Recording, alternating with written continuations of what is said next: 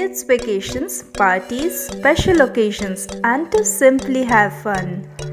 This super soft mug cake and quick pudding recipe will be time saving and easy. Let's take maida, powdered sugar,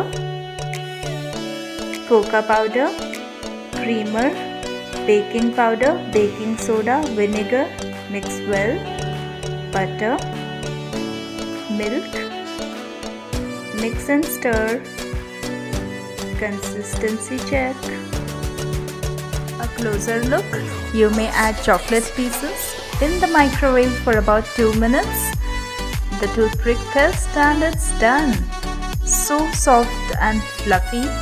Let's take a step further to make cake pudding. I've added little custard, now a piece of cake, more custard, floppy soft jelly, crunchy dry fruits.